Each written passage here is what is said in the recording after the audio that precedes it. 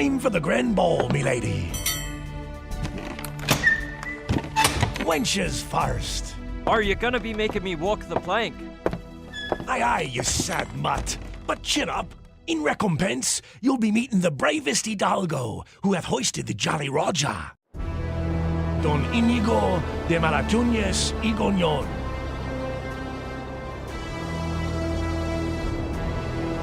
Captain, the limey's ready. It's about time, Husky Hound. Shackle him and be off with ye.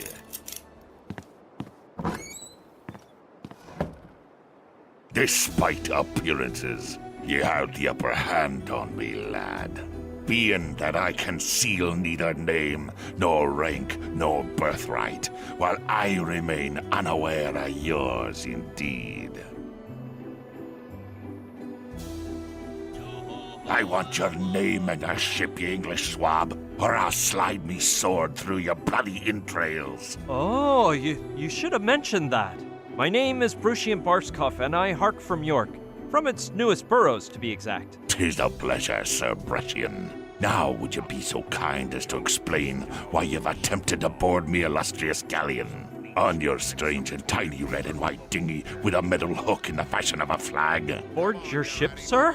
I? Vast there, Captain. I merely wish to be press-ganged and become a pirate on your Orion. Kind gentlemen, allow me to place doubt on your most recent assertion. Ye wouldn't be the first spy sent in from your motherland of heretics. There even be a vessel by the name of Interfector, which the Spanish crown has chartered against my person. The Orion could sink that sloop in the splash of a wave. In London, I hear talk that nobody can match the power of Captain Malantuñas and his legendary hidden beacon of Avernus. Is that so? So tell me, lad, what other talk is there about me in them English pubs? A bit of everything. All good, of course. The monks are praying night and day, saying you're a devil fleeing from hellfire. The ladies sigh upon hearing about ye, as though an angel-winged prophet had passed. And their husbands extol the honorable set of horns they'd be wearing. Were it Don Inigo de... Capitan! Unidentified floating object 3 miles from starboard. By Mephistopheles, it's a UFO.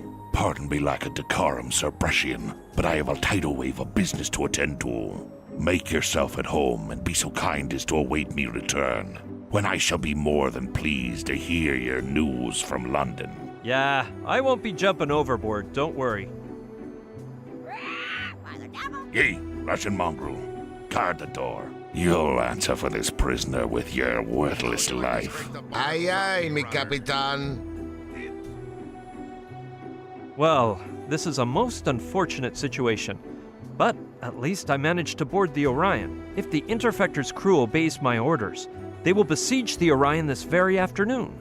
So I have but a few hours to remove these shackles, find the hidden beacon of Avernus, and take advantage of the turmoil which will ensue when the first cannonballs hit, to abscond in a dinghy, return to the Interfector, and command the sinking of the Orion from there. I'll have to work smartly to finish the job in such a scant workday, so I'd best alight if I don't want to end up in Davy Jones' locker. Shut your trap, mutt. Aye, I've got him afeared now. Now I can get down to me business with Demon Dog. Poor man, so well kempt, and with a set of horns to rival the Cretan bull.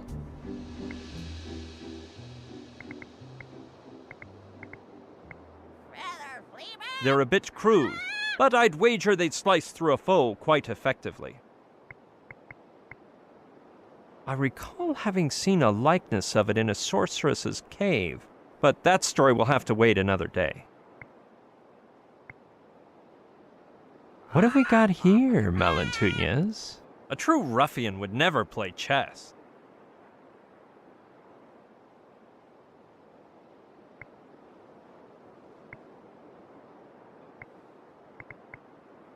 It looks like it was put there to wound any and all passers-by. Must weigh half a dram, give or take a feather. It's gonna throw my back out of whack, but I will. I thought it would be made of precious metals, but I guess it's just a piece of souvenir merchant junk. A real beauty, but not very sharp.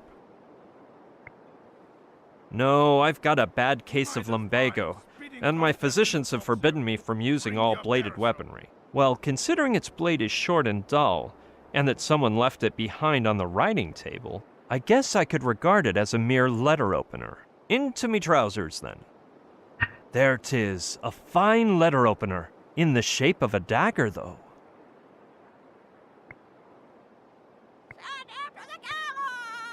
It's one of the latest models sold in Europe's marketplaces.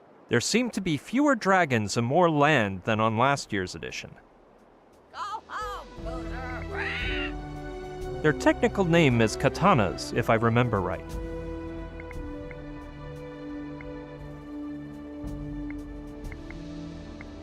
What in the devil is she scribbling down so devoutly?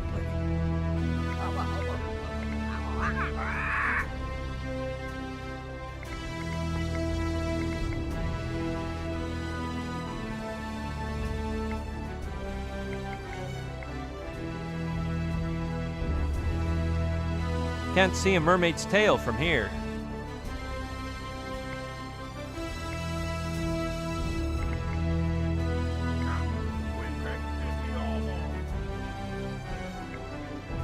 To do such a feat, I'd have to be stretchier than a seven-tailed dragon's tongue.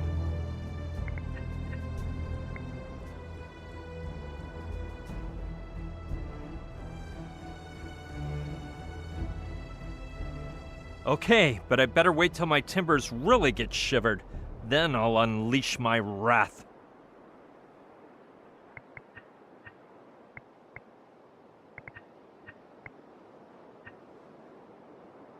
If the tip were thinner, maybe I could. It's too wide, though.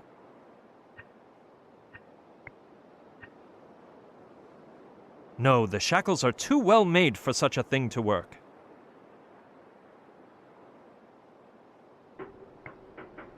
Let's see. The mechanism is simple. 2 iron crescents linked by a moving hinge at one side. And on the other side is a bolt into which Husky Hound has pounded a nail to keep the shackles from opening. The bad part is that it's jammed so far in that it's stuck.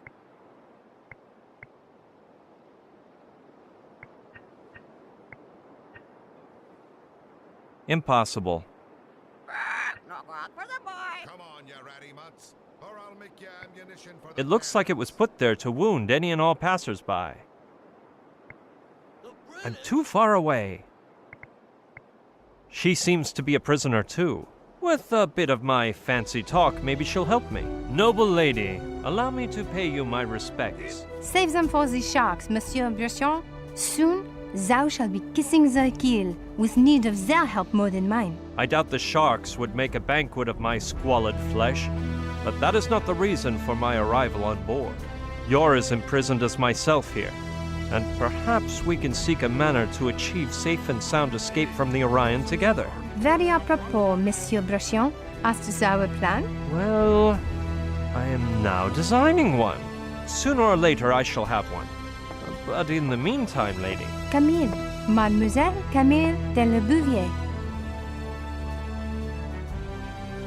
What are you doing on board? Upon mooring at Tortuga Island, where I spent my days learning English by reading old tales of overseas adventures, Malantunas held a contest to press Gang 1 lucky new deckhand, and guess who won?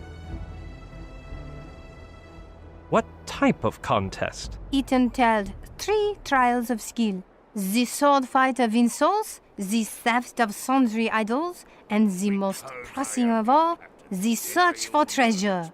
The latter required finding a gold doubloon, which I found in the depths of a chocolatl receptacle. Damn the hour in which I spied that coin. I've never heard of a girl deckhand. Neither thou, nor I, nor Malantunas, wherefore I took part in the contest in the guise of a haughty lad. I wasn't found out till we reached the high seas, and my neck was spared by dumb luck. And replacement hoods. So how did you save your skin when Malantunas discovered the ruse? Malantunas touched his mustachio and yelled to his men, Lady Luck has smiled down on us, ye I sees half-breeds. Do with her as you wish. The crew assembled round me with blood filling their eyes. Well, their eyes and other organs.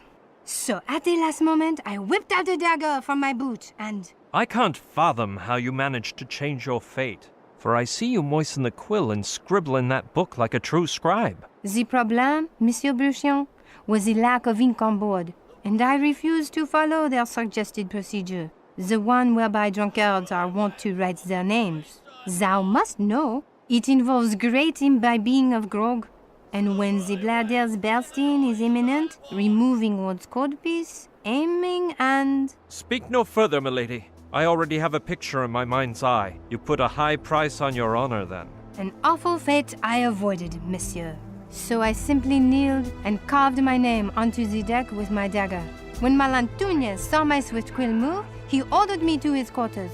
And thenceforward I have spent my days here chained up writing the barbaric memoirs he spews about his life and times. May I ask how your womanhood came to be known on board, if it isn't too meddlesome? It is, but I shall respond in a manner concordant with proper breeding. Malantunas, whose knowledge of numbers and letters resembles his familiarity with honor and gallantry, had the mind to look for a person to write down his memories, so he called for a scribe from among the crew. I alone claimed to know the alphabet, so he demanded I prove my claim. A bone-chilling tale of pseudo-biblical proportions, milady. But let us confer on other matters.